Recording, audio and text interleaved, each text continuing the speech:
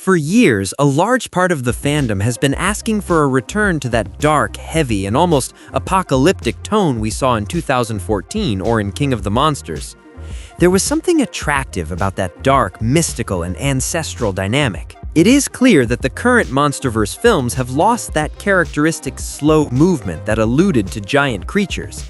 And it is also true that there were significant complaints, mainly directed at the boring human story and its endless stupidities and inconsistencies.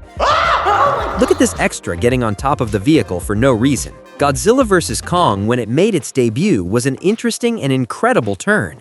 It not only woke up the franchise, but catapulted it to the category of legend. Therefore, Legendary decided to try a much more colorful and intense tone, making even simpler jokes and forcing stupid situations. Well, the result was very positive. Godzilla x Kong: The New Empire was not only profitable, but it was also a financial miracle. While other blockbusters spend $250 or $300 million, this one was made with a much more modest budget, about $135 million, obtaining a final global box office of almost $570 million.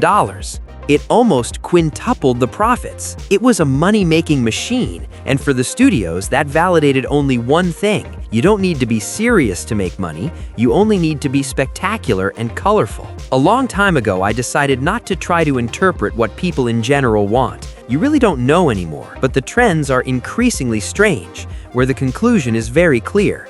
That serious, dark, and mythical MonsterVerse is dead. Legendary has found a new formula within the all-audiences framework, and whether we like it or not, they aren't going to let it go while it keeps spitting out $100 bills by the ton. Therefore, in this video, we will analyze the latest rumors of the franchise, the information I handle from test screenings, and of course, the vision of the MonsterVerse's future in the short, medium, and long term. So without further delay, let's begin. The resounding success of The New Empire may have opened Pandora's box, and Legendary may be playing a very dangerous game. Hollywood has a little problem, one that is in fact serious and systemic. They don't know when to stop. It seems the industry is full of people totally disconnected from reality, who believe the only valid strategy is infinite exaggeration. The logic of these executives is absurd. If the colorful tone was liked in Godzilla vs. Kong, then in The New Empire we saturated more. And since that worked and made money, then for Supernova they decided to triple the bet. More colors, more ridiculous situations, and more noise. And this isn't necessarily good. There comes a point of saturation where the audience simply gets tired. We get exhausted from having mediocre stories with so many colors and so much stupidity everywhere shouted in our faces. This clearly is the direct path to a certain failure. We cannot deny that there are many people who have newly arrived at the MonsterVerse and genuinely love the franchise. They want to see Godzilla and Kong. They want to see a good story. But when the visual intensity and the stupidity of the human characters become so overwhelming, the product becomes indigestible. I believe Legendary thinks they found the formula for success, but in reality, by exaggerating everything to the maximum, they could be walking straight toward the abyss of saturation and failure. Everything I'm mentioning is not necessarily connected to the rumors of a screening attended by a significant number of children.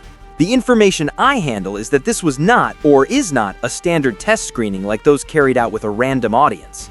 I have information that it is a private early screening for close family members of senior executives, and according to strong rumors, for new investors planning to acquire or merge with Warner.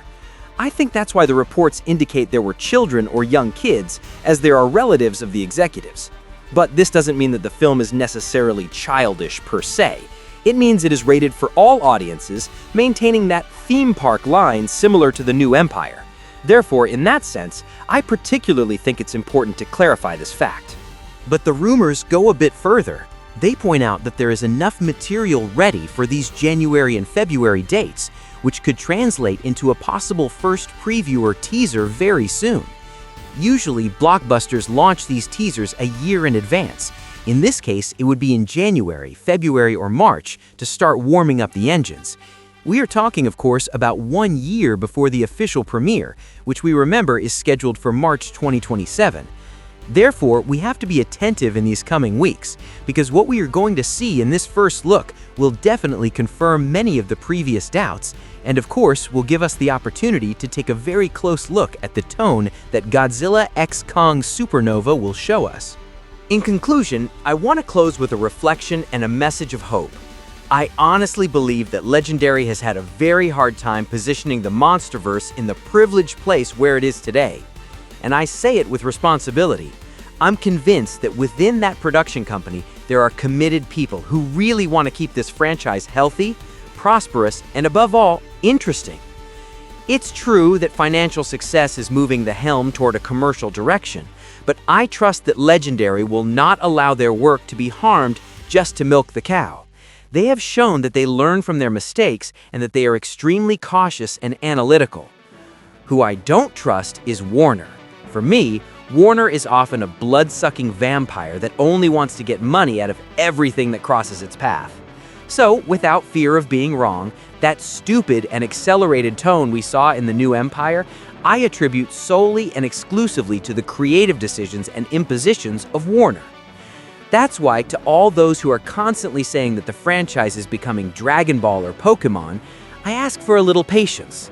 I am sure that yes, we will see color, we will see a lot of action, and we will see how the franchise seeks to adapt to the general public. But I am also sure that they are going to surprise us. I have hope that at some point they will manage to recover that dark and mystical tone we were used to. I decide to believe in it. But tell me, what do you think? Do you think Legendary will manage to save the tone of the saga? Let me know in the comments. I am Cyber, and this is the CyberZone. So I'll see you in the next video.